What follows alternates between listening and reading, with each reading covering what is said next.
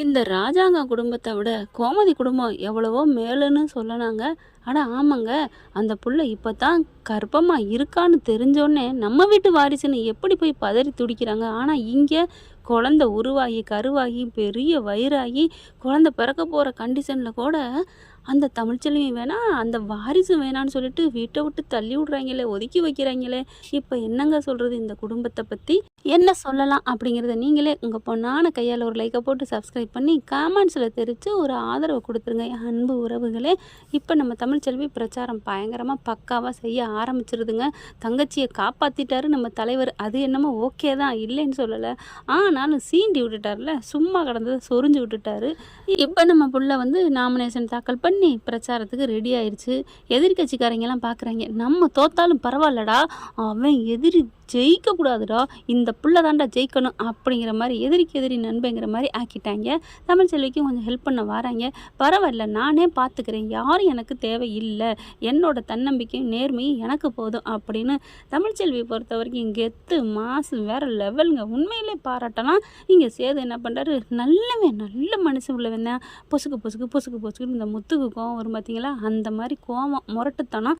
அதே இல்லாமல் பக்கத்தில் இருக்கவெல்லாம் ஏற்றி விடுறது. பாத்தியாயா அவன் நிற்கிறாயா உனக்கு எடுத்துக்கிட்டு அப்படின்னு சொன்னோன்னே அப்படியே சேதுக்கு செம்ம காண்டாகுது.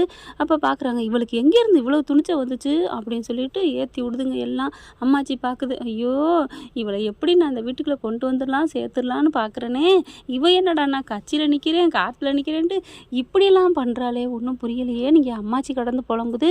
அப்போ ராஜாங்க என்னையா என்ன சத்தம் என்ன பிரச்சனை அப்படின்னு கேட்க, இங்கே நடந்ததெல்லாம் சாவித்திரியும் ஈஸ்வரியும் அதை ஏனே கேட்குற, இந்த மாதிரி அந்த மாதிரி அப்படின்னு சொல்ல அப்படியே மாதிரியை பார்க்குறாரு.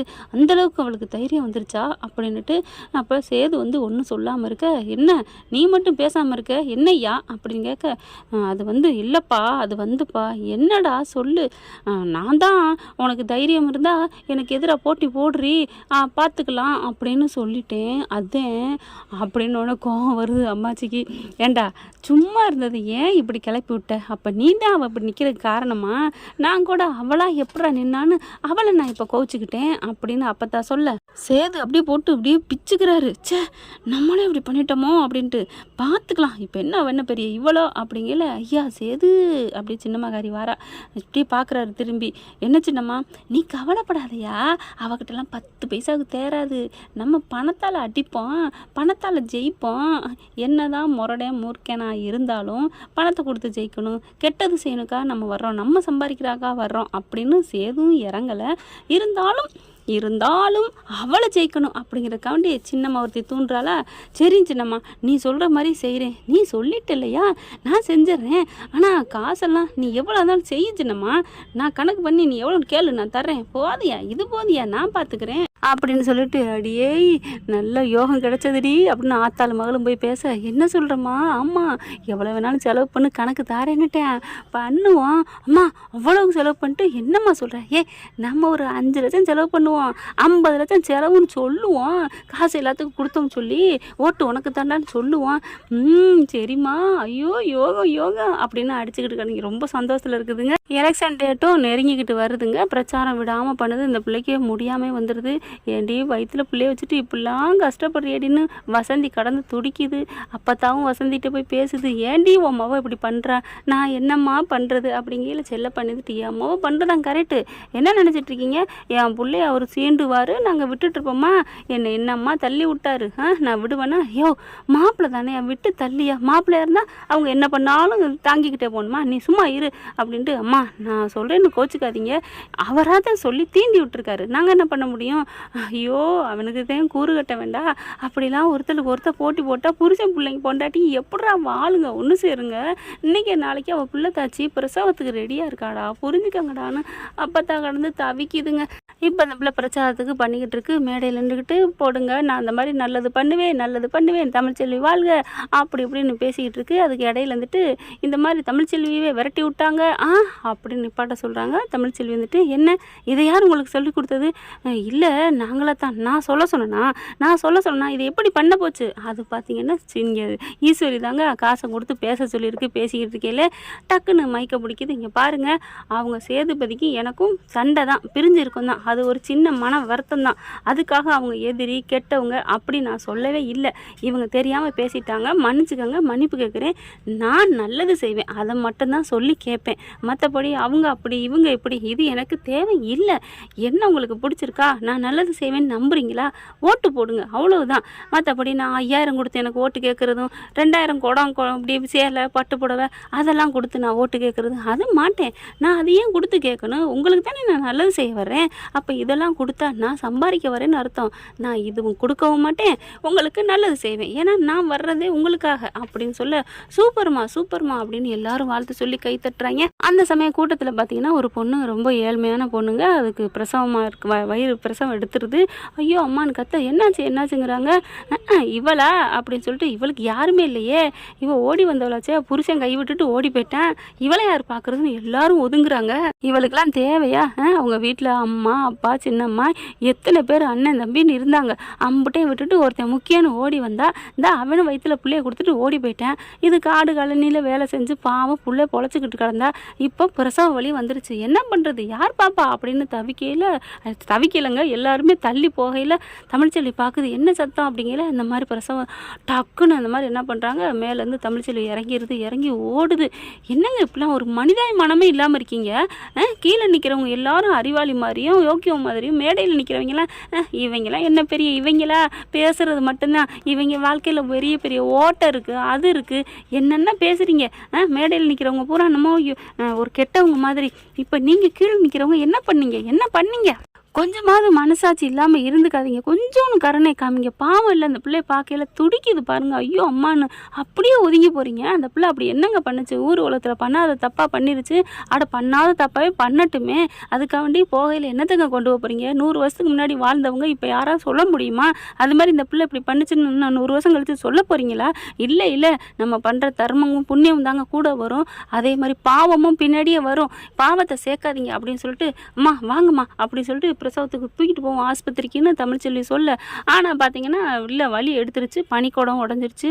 அதனால என்ன பண்ணுறாங்க, ஐயோ அப்படின்ட்டு, அக்கா நீங்கள் ஏதாவது ஒன்று பண்ணுங்கக்கா அப்படிங்கிற 2-3 பேர் சால் இருக்குது கொடுக்குறாங்க. சாலை பூரா எடுத்து கொடுக்க நம்ம தமிழ்ச்செல்வி என்ன பண்ணுது, சுற்றி இருக்கிற பெண்கள் எல்லாம் சுற்றி நில்லுங்க, கொஞ்சத்தை மறைச்சிக்கோங்க அப்படின்னு சொன்னோன்னே எல்லாரும் ரவுண்டு கட்டிடுறாங்க. கொஞ்சம் சாலுகளை எடுத்து கொடுக்குறாங்க, அதாவது மேலே போட்டிருந்த சாலை. இந்த தமிழ்ச்செல்வி என்ன பண்ணுது, அவங்க காலேஜ்லேருந்து வந்த வாக்கில் இருந்தாங்க இல்லையா, அவங்களோட கோட் இருக்கு இல்லையா, அதை எடுத்து போட்டுக்கிறாங்க. அவங்களோட சேலையை எடுத்துடுறாங்க. எடுத்துகிட்டு அந்த ஷால்வையும் எடுத்து இடுப்போட கட்டிக்கிறாங்க. அதுக்கு மேலே கழுத்துலையும் ஒரு இதாக போட்டுக்கிறாங்க. போட்டுட்டு தன்னோட சேலையை சுற்றி பிடிச்சிக்க சொல்கிறாங்க. பிடிச்சிக்கிட்டு இவங்க டாக்டர் ஏதோ ஓரளவுக்கு தெரியும் இல்லையா, என்ன பண்ணாங்க, இங்கே வயசானவங்க இருக்காங்க, நான் பார்ப்பேம்மா தாயி அப்படின்னு சொல்லிட்டு வர்றாங்கங்க. வந்து என்ன பண்ணாங்க, 2-3 லேடிஸ் அதே மாதிரி பாட்டிங்க வர்றாங்க. வந்துட்டு கொஞ்சமாக புள்ள பாவம் தலை திரும்பி இருக்கு அப்படி இப்படிங்கிறாங்க. எப்படியாவது இந்த குழந்தைய காப்பாற்றுங்க ப்ளீஸ், இந்த தாயும் பிள்ளையும் காப்பாற்றுங்க, உங்களுக்கு கோடி கோடி புண்ணியம் கிடைக்கும் அப்படின்னு தமிழ்ச்செல்வி புலம்புது. எல்லாரும் கையோ முயங்குறாங்க. கொஞ்சம் அமைதியாக இருங்களே அப்படின்னு கத்துறாங்க தமிழ்ச்செல்வி. அதுக்கப்புறம் ஒரு 1/2 மணி நேரம் போராட்டத்துக்கு அதுக்கப்புறம் அழகான ஒரு பொன் குழந்தை, அழகானதுங்க, சூப்பராக அப்படியே பெற்று எடுத்து வியான்னு ஒரே கத்து வியான்னு அப்படி ஒரு இது. இந்த அம்மா என்ன பண்ணுது, அதுக்கு மயக்கமெல்லாம் வரலங்க, சுகப்பிரசவம் தான். அப்படியே அவ்வளோ ஒரு சந்தோஷம். தமிழ்ச்செல்வி முகத்தை அந்த பொண்ணு பார்க்குது. அது கண்ணுக்கு அப்படியே ஒரு சாமி உருவம் தாங்க தெரியுது. அதுக்கப்புறம் கொஞ்சம் க்ளீன் பண்ணிடுறாங்க. கொண்டு வந்த சால்வைங்கெல்லாம் எடுத்து தொடச்சி விட்றாங்க. எல்லாம் பண்ணி விட்டுட்டு எல்லாம் பண்ணணுமோ எல்லாம் முடிச்சுட்டு அந்த பிள்ளைங்க எந்திரிச்சு தூக்கிடுறாங்க. அதுக்குள்ளே ஆம்புலன்ஸ் வருது, அதில் ஏற்றிக்கிறாங்க. ஆஸ்பத்திரி கூட்டி போங்க அக்கா, 2 பேர் போங்கக்கா. நானும் வரேங்கல்ல. இல்லைக்கா நாங்களே போய் பார்த்துக்குறோம், நீங்கள் பிரச்சாரத்தை பாருங்கள் அப்படிங்கிறாங்க. அதுக்கப்புறம் அந்த பிள்ளை கையெடுத்து கும்பிட்டு நன்றி சொல்லுது. இங்கே பாருங்கள் அக்கா, இங்கே வாங்க அம்மா அப்படின்னு சொல்லிட்டு வசந்தியும் கூப்பிடுது.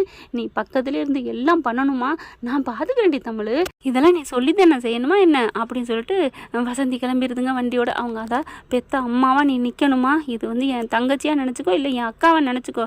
சரிடி தமிழ், இதுக்கு மேலே நீ சொல்லாதடி அப்படின்னு சொல்லிட்டு செல்லப்பண்ணி என்ன பண்ண, நானும் போகிறதா, சரிங்கப்பா போங்கப்பா அப்படிங்கிறாங்க. அப்புறமா அந்த பிள்ளை அக்கா தமிழ்ச்செல்வி பார்த்து அக்கா அப்படின்னு சொல்லி கூப்பிட, என்னம்மா அப்படிங்கிறாங்க. ஒரு மைக்கு கொடுங்க அப்படின்னு சொல்ல, நீ போ ஆஸ்பத்திரிக்கு, எதுவும் இருந்தாலும் அப்புறம் பேசிக்கலாம். இல்லை மைக்கு நான் பேசிகிட்டே போகணும் அப்படின்னு சொல்ல, சரின்னு ஒரு மைக்கை கொடுக்குறாங்க. எல்லா மக்களையும் நான் உங்கள்கிட்ட ஒன்று பேசிக்கிறேன், கேட்டுக்கிறேன். நம்ம கடவுள்னு சொல்லியிருக்கோம், அதை நம்ம பார்க்கல. ஆனால் நான் கண்கண்ட கடவுள் என் தமிழ்ச்செல்வி தான். தமிழ்ச்செல்வி நான் இப்போ கடவுளாக அந்த அக்காவை பார்க்குறேன். எனக்கு ரொம்ப சந்தோஷமாக இருக்குது. நான் இதை அவங்க எனக்கு இதை செஞ்சாங்க அப்படிங்கிறதுக்காண்டி நான் சொல்லலை. இப்படி செய்கிறாங்களே, அப்போ எவ்வளோ நல்ல மனசு அப்படின்னு நினச்சி பார்த்துக்கங்க. அக்காவை பார்த்து நீங்கள் வாக்களிக்கிறத வாக்களிங்க. என் பிள்ளைக்கு நான் பேர் வைக்கிறது தமிழ்ச்செல்வின்னு தான் வைப்பேன் அப்படின்னு சொல்லிட்டு என் பிள்ளைக்கு தமிழ்ச்செல்வின்னு வைங்கக்கா அப்படின்னு சொல்கிறாங்க. தமிழ்ச்செல்வி பத்திரமா பார்த்துக்க தமிழ்ச்செல்வி அப்படின்னு சொல்லி குழந்தைய பார்த்து கொஞ்சுறாங்க. கொஞ்சிட்டு அதுக்கப்புறம் அனுப்பிடுறாங்க. அவங்க அப்பாவும் அம்மாவும் கூட்டிக்கிட்டு ஆஸ்பத்திரிக்கு போயிடுறாங்க. என்ன இருந்தாலும் கொஞ்சம் பார்க்கணும் இல்லையா சிகிச்சை. அவங்க போயிடுறாங்க. அதுக்கப்புறம் மேடைக்கு போகிறாங்க. எல்லாரும் ரொம்ப பாராட்டுறாங்க, தமிழ்ச்செல்வி வாழ்க வாழ்கன்னு. கவலையே படாதீங்கம்மா, உங்களுக்கு தாம்மா எங்கள் ஓட்டு அப்படின்னு சொல்லிட்டு இது எல்லாமே பார்த்தீங்கன்னா பத்திரிக்கை, நியூஸ் பேப்பர், டிவி எல்லாம் வருது. அங்கே பார்த்தீங்கன்னா டிவியில் பார்க்குறாங்க, அத்தை அப்பா மாமா இங்கே பாருங்க அப்படின்னா தமிழ்ச்செல்வி இறங்கி போய் அவங்க சேலையை கழட்டி எல்லாம் பண்ணினாங்க வச்சாங்கன்னு சொல்கிறாங்க இல்லையா. அப்படியே தெரியுது, என்ன இவ இப்படி நல்ல பேர் எடுத்துட்டாலே ஏன்மா அப்படின்னு இங்கே சித்ராவும் மகளும் ஆத்தாலும் மகளும், ஆமாடி என்னடி இவ இப்படி பேர் எடுக்கிறா, நம்ம காசு கொடுத்து முன்னுக்கு வரலான்னு பார்த்தா இவ என்னடான்னா இப்படி வராளே ஐயே அப்படிங்கிற சேர்ந்து வராங்க. சின்னம்மா என்ன சின்னம்மா, காசை கொடுத்து முன்னுக்கு வந்துடும் ஓட்டை வாங்கிடலாம் அப்படின்னு பார்த்தா என்னதான் காசு பெருசுன்னு மனுஷங்க நினச்சாலும் கடைசி நேரம் மனிதாபிமானம் அந்த மனசாட்சி தான் பெருசாக தெரியும். இப்போ இவ பண்ணியிருக்க நல்ல காரியம் தான் நம்ம காசெல்லாம் தூக்கி சாப்பிட்ருமே சின்னம்மா, அதான்டா எனக்கு இதாக இருக்குது. ஆனால் பரவாயில்ல விடு, இந்த விஷயம் இன்றைக்கி மட்டும்தான் இருக்கும், நாளைக்கு போய் இன்னொரு 10,000 கொடுப்போம் ஒரு ஆளுக்கும், நீ காசை மட்டும் ஒரு 50 லட்சத்தை கொடு அப்படிங்கல. சின்னம்மா என்ன சின்னம்மா அப்படின்னு சொல்ல கருப்பு பார்த்துறாரு, இங்கே பாரியா இதெல்லாம் தேவையில்லாதது, நான் சொல்கிறேன் கேட்டுக்கோ அப்படின்னு சொல்கிறாங்க. ராஜாங்க பார்க்குறாரு, அப்படியே உண்மையிலே இந்த பிள்ளை ரொம்ப நல்ல பிள்ளை தான் ஏத்தா அப்படிங்கல. ஆமையா சேது பாரு அவளோட வேலையை விட்டுட்டு எப்படி செய்கிறா பாரு, எல்லாரும் ஒதுங்கி இருந்திருக்காங்க, அந்த பிள்ளை போய் அம்புடு பண்ணி நல்லா பண்ணியிருக்கா, அவள் பேசுகிறத பாரு அப்படிங்கல. எனக்கு கடவுளே தமிழ்ச்செல்வி தான், அந்த என் பிள்ளைக்கு பேரே தமிழ்ச்செல்வி தான் நான் வைப்பேன். ஐயாவும் நல்லவர் தான், சேதுபதி நல்லவர் இல்லைன்னு நான் சொல்லலை, அந்த ஐயாவும் நல்லவர் தான், இருந்தாலும் அதைக்கும் தாண்டி என் அம்மா தமிழ்ச்செல்வி அம்மா தான் வரணும் அப்படின்னு சொல்லிட்டு போகுதா. பார்க்குறாங்க எல்லாரும், ஆச்சரியமாக இருக்குது. அப்படியே பாட்டி பார்க்குது, யா சேது பாத்தியா அவன் பொண்டாட்டி எவ்வளோ நல்லவ, அப்போதா என்ன நீ அவளுக்கு பேசுகிற வாயை மூடு அப்படின்ட்டு போகிறான். இவனை திருத்தவே முடியாது அப்படின்னு நினச்சிட்டு இருக்கு. அடுத்த கட்டத்து என்ன பிளானை போடலாம் அப்படின்னு நினச்சி பிளானை போட்டுக்கிட்டு இருக்குதுங்க. என்ன ஃப்ரெண்ட், இப்படியெல்லாம் போக வாய்ப்புகள் இருக்கா, பார்க்கலாம் என்ன நடக்குதுன்னு. இப்படி போனால் நல்லா தானே இருக்கும். இதை பற்றி உங்களுக்கு பிடிச்சிருந்துச்சுன்னா உங்கள் பொண்ணான கையில் லைக்கை போட்டு சப்ஸ்கிரைப் பண்ணிடுங்க. Thank you friends. இந்த வீடியோ உங்களுக்கு பிடிச்சிருந்தா தயவு செய்து லைக் பண்ணுங்க. இன்னும் அப்டேட்ஸ்க்காக சேனலை சப்ஸ்கிரைப் பண்ண மறக்காதீங்க. நம்ம கிட்ட இருக்க எல்லா சேனல்ஸோட லேட்டஸ்ட் வீடியோ அப்டேட்ஸ்க்காக மேல ரைட் சைட்ல காட்டுற லிங்கை கிளிக் பண்ணி வாட்ஸ்அப் குரூப்ல ஜாயின் பண்ணுங்க. உங்களிடம் விடைபெறுவது நான் உங்கள் மெஹர்.